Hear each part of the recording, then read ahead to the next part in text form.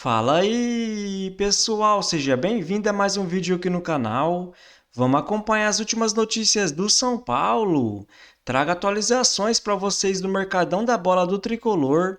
O São Paulo que volta a campo agora só no dia 12, jogando em casa contra o Vasco da Gama. Então, sem mais enrolação, vamos pro vídeo. Hora de falar sobre a chance de um zagueiro do São Paulo ir parar no Botafogo.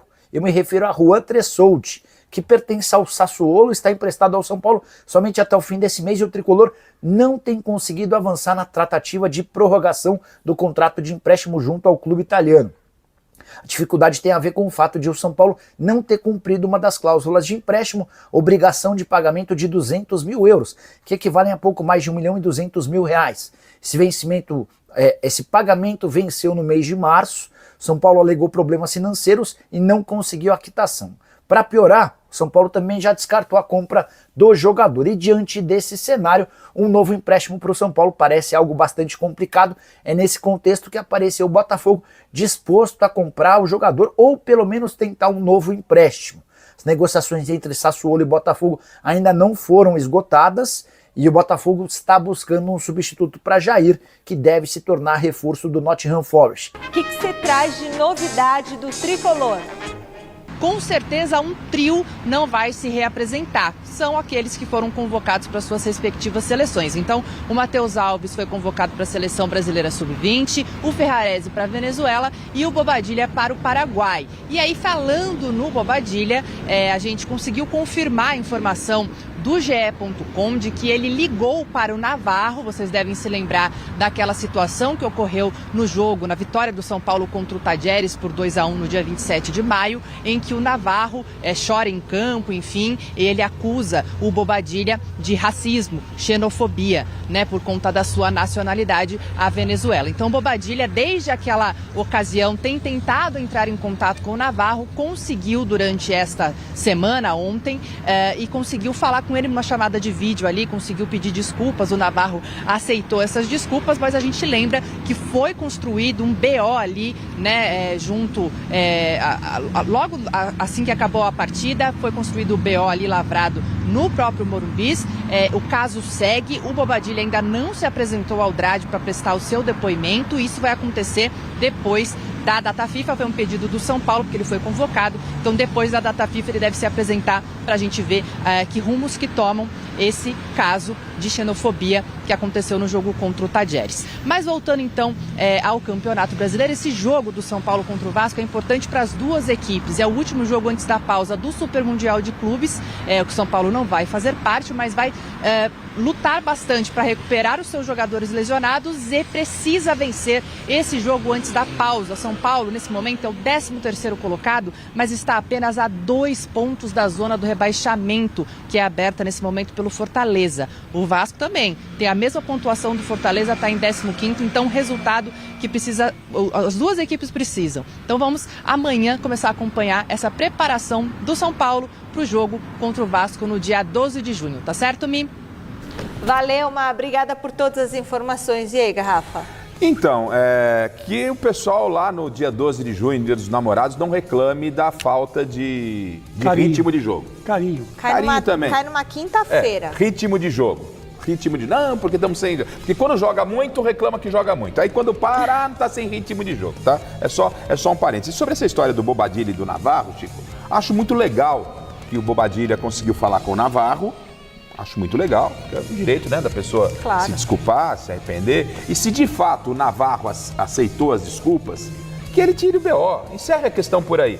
Né? Se realmente aceitou as desculpas. Ele tem o direito de não ter aceito as desculpas. Mas, sabe, se foi no calor da partida, o Bobadilla reconheceu que errou, veio publicamente e fez questão de falar com o jogador, e o Navarro aceitou, se realmente procede essa informação do sentimento do atleta, que encerre essa questão e que a coisa tenha ficado apenas dentro de campo, Chicão. Olha, eu vou dizer uma coisa para você. O São Paulo, antes de mais nada, precisa tirar o pessoal do hospital, né? O que tem de gente no hospital, aqui, o tal Lucas, tal Oscar, tal Ferreirinha, tá todo mundo machucado. Nossa. Né? E o São Paulo não tem time, porque depende muito desses dois, o Lucas e o Oscar. São grandes jogadores que estão fazendo uma falta terrível. Mas isso está no pacote, né, Chico? Assim, de um modo geral, está no pacote. Jogadores lesionados, é claro que a sua observação ela é importante no sentido de que esses jogadores se recuperem, mas isso faz parte do que acontece na temporada. Mas o São Paulo não tem time, por isso que eu estou dizendo para você. Não, seria fundamental a volta desses jogadores, mas... Os substitutos não correspondem, né? Então fica aquela coisa, né, no ar. Agora, quanto ao Bobadilla precisa prestar atenção no que ele fala, né? Porque é provável que não dê nada esse processo, né? Seja arquivado. Mas que ele falou uma tremenda bobagem, falou. Se desculpou, então, né? Se desculpou. Precisa tomar cuidado. Que sirva de lição. Esse lance do Ângelo, que a gente mostrou agora há pouco, claro, é o típico lance, é aquele exemplo que eu queria com a parceria, como ele vai ficar. Hoje você sabe, vendeu o Ângelo, 32 milhões vai entrar para o clube, seja à vista ou não, enfim, mas vai entrar e tá tudo certo, o torcedor sabe isso. Gostando ou não, ele sabe. E na parceria? Como seria o Ângelo diante da parceria? O São Paulo pega o dinheiro todo ou metade vai para o cara lá? Esse é um típico lance, né? Que daria dúvida para todo mundo se tivesse sob a parceria, como que esse dinheiro seria dividido, se o cara adianta dar uma vista de tudo e depois pega a parte do clube. E a única coisa que eu queria falar dessa parceria também, que tem um lado bom, me parece. Como é um conglomerado de clubes, me parece ser a porta escancarada para esses garotos. Tem um lado bom e um lado ruim. Casares bate nessa técnica. Você sabe que você tem uma entrada na Europa nesses clubes que esse cara comanda. O da Grécia, o da Inglaterra e tudo mais. Então a porta está aberta. Você não vai ter que se desesperar. Pô, empresário, me arruma um clube aí para esse jogador, ele está estourando a idade aqui. A princípio a porta já está aberta. Se essa porta vai ser bem recebida, se vai ser boa, a gente não tem os detalhes. Depende. Mas a porta está aberta. Então, em tese, você tem toda a razão. São 5 clubes, eu acho. 4, 5 clubes. Né? Mas depende. O que o técnico, quando esse jogador chegar lá, vai fazer? Ele vai colocar o garoto do São Paulo... Na teoria, ele chega com moral, porque é do time do dono, né? Então. Numa parceria do dono. Isso precisa estar muito esclarecido. Pelo que eu entendi até aqui, o que o Marinacci vai fazer, além de risoto, que fica bom, é comprar jogadores emergentes, moleques que estejam despontando, inclusive comprar de outros times grandes do futebol brasileiro, investir na contratação desses jogadores, colocar um pouco no São Paulo e depois levar para esses clubes lá que ele é dono. E tem muitas perguntas que não tem resposta. Tá bom, ele vai comprar os caras, vai pôr no São Paulo e vai espalhar lá. Quanto o São Paulo ganha nisso? Certo? Beleza. Onde fica a porcentagem do jogador? Porque quando o Paulo Nobre assumiu, ele falou, cara, o máximo é 30%. É 70% do Palmeiras. Se for o Pelé, 70%. Se não... é 100% do Palmeiras. Ou 90%. Sem a utopia, né? Porque o jogador quer um pedacinho, a família... Geralmente, quando chega na última renovação, que é a última, e o cara é muito bom, você, de fato, abre um pouco mais para poder dar dinheiro para os caras. Né?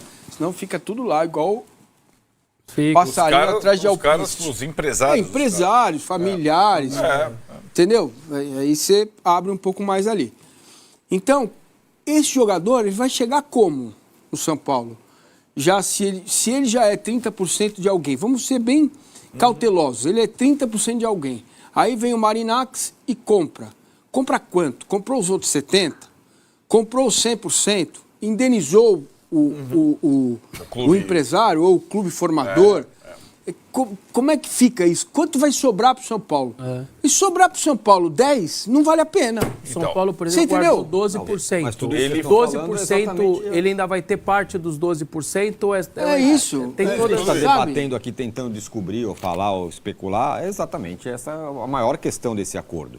Ninguém sabe direito. O Casares falou com os 200 conselheiros. Por que a base do São Paulo... Os 30 milhões, sei lá quantos milhões de torcedores que o São Paulo tem, não sabem. A base do São Paulo continua revelando. Ela não sucumbiu. Não, tanto que o time profissional tem 6 agora. Hoje. Mas se você olhar os últimos 10 anos, por que ela perdeu força? né? Porque ela foi sucateada. Sucateada. O São Paulo partiu para um modelo que é o modelo, o cara nasce lá dentro e vai até o final. Esse modelo não pode ser só este. Você tem que estar com o olhar... Porque se você erra em uma geração, danou-se. Você não vende nada. Agora, a gente falou outro dia aqui sobre do Flamengo da Libertadores e o Flamengo do Brasileiro, né? Um joga bem mal no outro. No São Paulo é mais ou menos parecido. Olha os números do São Paulo nas Copas em comparação com o Brasileiro. O São Paulo no Brasileirão tem 11 jogos, nas Copas 8. 2 vitórias, 6 empates e 3 derrotas no Brasileiro, 6 vitórias e 2 empates nas Copas. 36,4% de aproveitamento no Brasileiro, 83,3% nas Copas. Essa tela é impressionante mesmo. 0,8 gols por jogo no Brasileiro, 1,7 nas Copas. 1 gol sofrido por jogo no Brasileiro, 0,7 nas Copas. 3 jogos sem sofrer gol apenas no Brasileiro, 27%. E 3 jogos sem sofrer gol. É muito simples, gente. É simples, É fácil de explicar. Exato. Explica, Muito fácil. por favor. Agora ou daqui a pouco? Agora. Tá bom. Para você ter esse desempenho nas Copas, você tem que largar o brasileiro. É simples. Eu acho também os adversários, né? Os adversários são mais difíceis, mas... Vessa, se você joga 38 rodadas como você joga um Não jogo se de aplica ao Libertadores, Flamengo, né? você ganha o Campeonato Brasileiro. Se você joga da forma como se joga a Libertadores, o São Paulo, você ganha o Campeonato Brasileiro. Mas não tem como jogar, não dá para fazer diferente. Cara, mas 36 para 83 é muita diferença. É como se fosse 2 times diferentes, jogadores diferentes. Praticamente são, né? Tem 6 empates, se tivesse 4 empates, 4 vitórias, estava resolvido o problema. Mas essa questão vai ser colocada de novo, depois da parada, com o São Paulo ainda vivo nas Copas. Só que no Brasileiro, aliás, poderia até fazer o do Inter, viu? Podemos fazer esse exercício para amanhã, fazer a mesmo percentual do Inter no Brasileiro e nas Copas. É muito parecido. E para os dois vai se colocar uma questão, até quando vai dar para levar o Brasileiro desse jeito? Para o Inter ainda acho mais complexo, porque ele tem 2 confrontos nacionais, ele tem Flamengo e Fluminense grandes nas Copas ali para frente, com pouco jogador. Então, não tem milagre, eu acho. Agora, esses adversários das Copas ficou bom? Ficaram bons? Eu achei o da Libertadores é o pior sem ser brasileiro.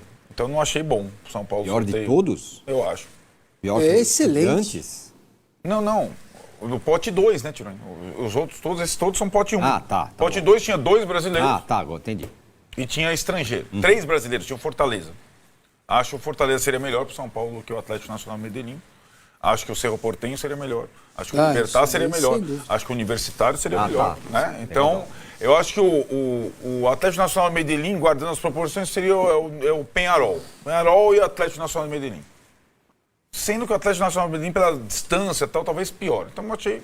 Não foi bom para o São Paulo. Mas não foi Flamengo ou Botafogo. Não foi bom, podia ser pior. Mas eu acho que dos estrangeiros do pote 2 talvez seja o mais difícil. E o da Copa do Brasil me acho bastante ok. Copa do Brasil, eu acho, embora tenha uma questão ali, né, histórica, vai ser um caos, aquele negócio de 2005, o São Paulo não ter jogado na Arena da Baixada, tem uma rivalidade grande entre os clubes. Mas o São Paulo tinha na Copa do Brasil 4 times que não estão na Série A para pegar. E um deles era o Atlético Paranaense, pegou o Atlético Paranaense. Então vamos comentar sobre essas últimas notícias do São Paulo. E o Tricolor vai entrar em campo agora só no dia 12, jogando em casa contra o Vasco da Gama pelo Campeonato Brasileiro.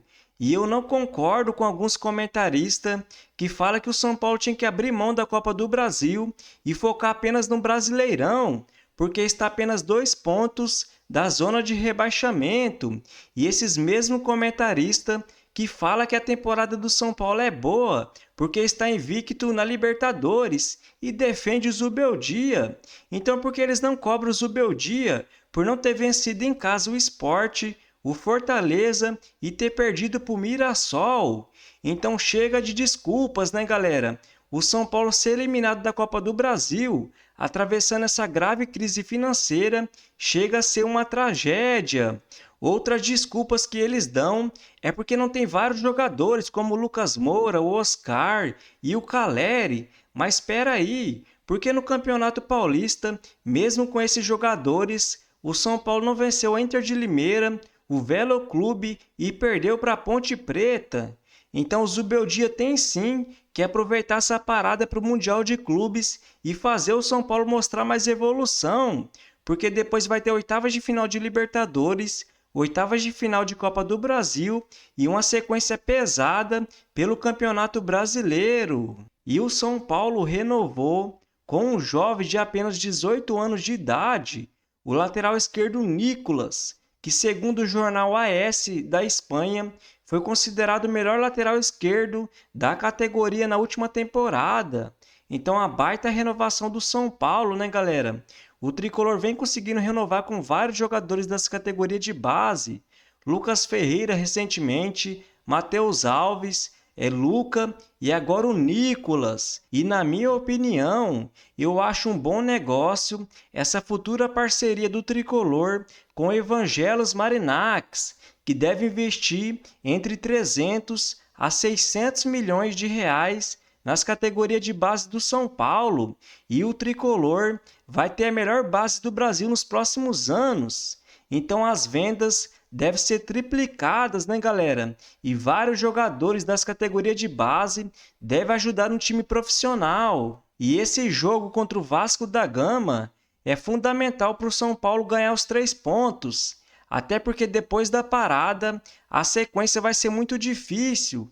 Vai jogar fora de casa contra o Flamengo e o Bragantino, e em casa contra o Corinthians, fora de casa contra o Juventude e em casa contra o Fluminense. Além das oitavas de final da Libertadores contra o Atlético Nacional e oitavas de final da Copa do Brasil contra o Atlético Paranaense. Então o Tricolor não pode começar a correr o risco de cair para uma segunda divisão.